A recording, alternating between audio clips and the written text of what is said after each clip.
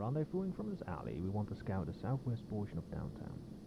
I'm sure we may be able to stop the ambush before they set it up, and then... Hmm? Well, an eavesdropper, or have you just suddenly decided to wake up? Granted, it's difficult to tell the time in an underground facility such as this one. Well, now that you're awake, I think I'll be handling this one. Gentlemen, if you wouldn't mind leaving us on a lonesome for a few moments.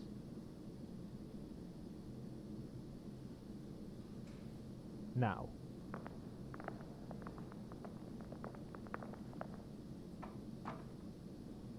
Thank you. Now then, 1 second.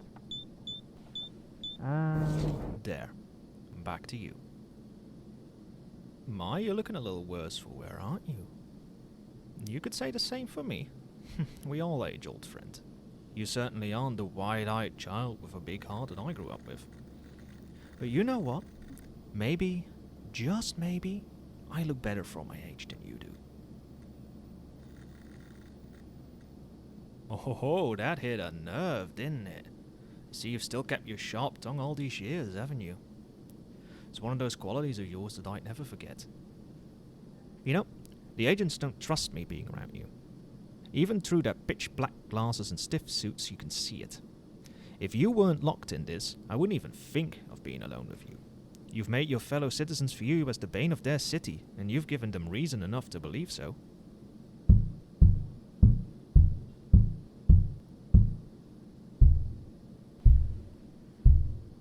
Hit and body slam that glass wall all you want. It won't ever break. State-of-the-art technology. You know, you've stolen quite a bit of that in your years, correct? But by continuing to fruitlessly hit this, you'll only tire yourself out and aggravate the wounds that you've received from your capture. The ones that I, or rather my crew, gave you. If I'm to be honest, it wasn't one of your most graceful performances, I would say. Even from where I was, circling up in a helicopter, I could see it. I could see it all over your face and your body. You know what I could see? Fear. Thick, saturated fear. You'd finally met your match, hadn't you?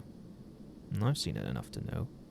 Fear can make even the most experienced villain commit an erroneous move. However, you were lucky enough to still retain some of your skills. Do you recall? As you began making your grand exit, it was clear you weren't expecting us to show up. You tried to keep your composure and fight us off, but as the time passed, you became tired, exasperated even. You finally gave in and collapsed to the pavement. In the same way as sliding down the wall right now. This wasn't you. The you that I knew and adored. Was it me that finally uncovered your plans? Yes, it was. You could say that when I did so, I felt a bitter tangle of both satisfaction and remorse. Yet I couldn't help but become entranced by your plans. They were so intricate and intimate. It was like I was seeing something meant for someone else. Still, I could tell that you wrote them. It was as if we were still studying in the lab back in college, with your clean and overly organized way of writing all of your notes. Lately, however, I've seen you countless times on the news as you unleash brutal assaults, cold and calculating. Studied your tactics, your gear, your... No, I'm not stalking you. I'm merely observing. Am I happy, you ask, for finally capturing you? Love to be. I want to force myself to celebrate, to receive all of the glory, to be bestowed a Medal of Honor. But I can't bring myself to wholeheartedly want any of that. All I desire, genuinely, is to... Nothing. It doesn't matter.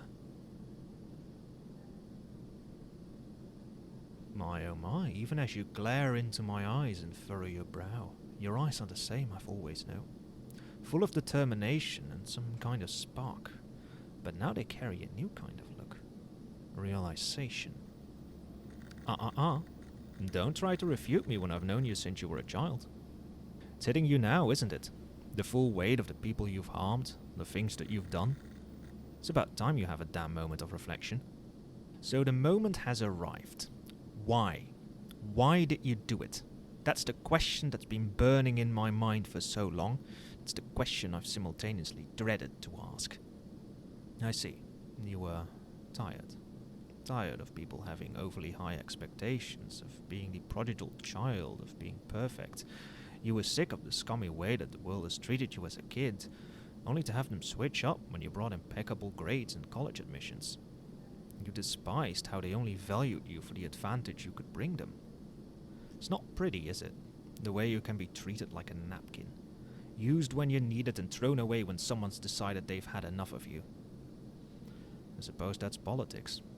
Remember how I used to work on a campaign for that one senator with gel-caked hair? And I wasn't paid, despite the guy being richer than Midas. I moved to state offices all alone. Stress was horrible. I wanted to serve the public with all of my heart and my soul, but they hated me for it. But once I made it here, I was weary and battered, as if I'd fought numerous wars all by myself.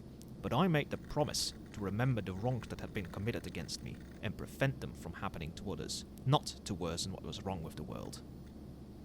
I wish you would have done the same thing, but it's never too late to reverse your misdeeds, and no one needs to go through that alone. I want to... Yes, I'll spit it out if you let me. I want to help you. I want to be by your side as you mend your errors and pick up the pieces of your life. I only wish I could have been there for you sooner. What? No, I never said I wanted to be with you or anything. No, don't give me that smirk. You're in a cell, for Pete's sake. You've got nothing to sneer about. This is strictly an offer for guidance. Oh, come on, don't tell me that you're pouting now. No, my cheeks are not red. I'm wearing this thick pantsuits all day. I'm bound to be hot. Now, I've got business to take care of. The agents will come in soon enough to check up on your wounds. Just be good for them. For your own sake. And mine, alright? From now on, consider today the beginning of a long new chapter in your life.